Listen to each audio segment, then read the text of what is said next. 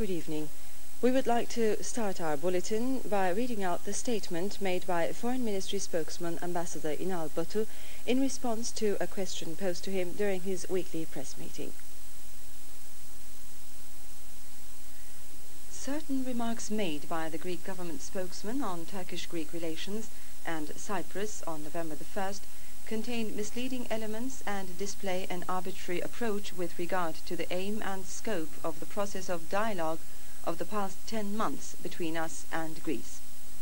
Because of the importance we attach to the development of Turco-Greek relations and the continuation of the process of dialogue on a sound basis, we wish to clearly state our views on this matter.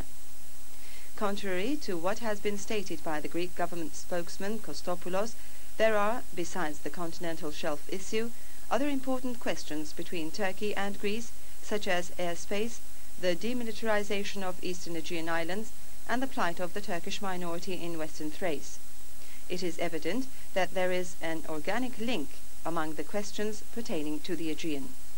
These questions, which were the subject of negotiations between the two countries up to 1981, when Mr. Papandreou came to power, cannot now disappear by the denial of their existence.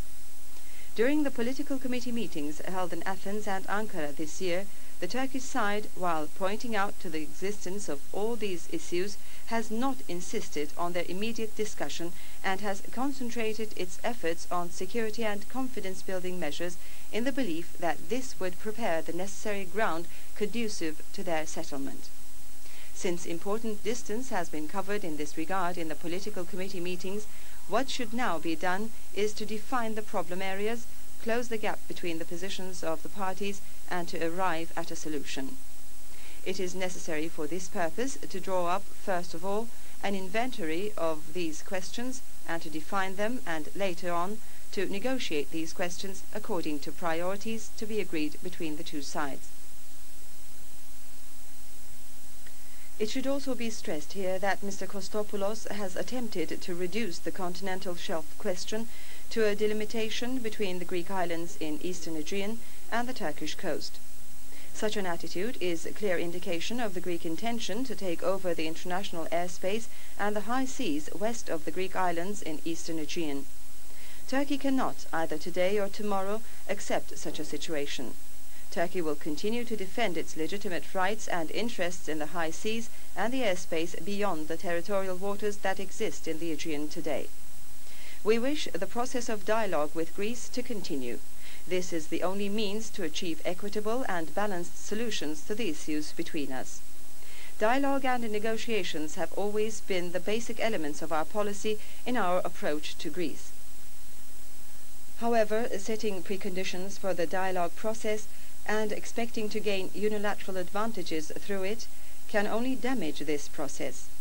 It is also very clear that the process of dialogue can only be pursued together by the two sides, and that the willingness of one side alone will not be enough to preserve the vitality of this process. With regard to the Cyprus question, our wish is that this kind of interference in the issues which are subject to direct negotiations between the two sides on the island should be avoided. It has already been agreed within the framework of the UN Secretary-General's mission of goodwill that all aspects of the Cyprus question constitute an integrated whole, and that a comprehensive solution to this problem can only be reached through this approach. Consequently, we believe there is no use in attempting to make artificial distinctions among the various elements of the question.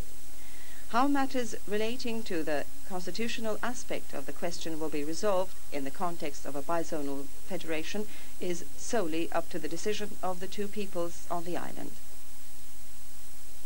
The religious parties in Israel have assumed a key position in the formation of a new government following yesterday's general elections, in which no one party succeeded in obtaining the majority.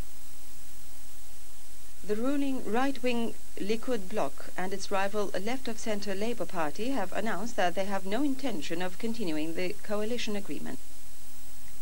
The Palestine Liberation Organization declared that possibility of a coalition between the Likud bloc and the religious parties would deal a heavy blow to the peace initiatives in the Middle East. The Palestine news agency in a commentary reported that the formation of such a government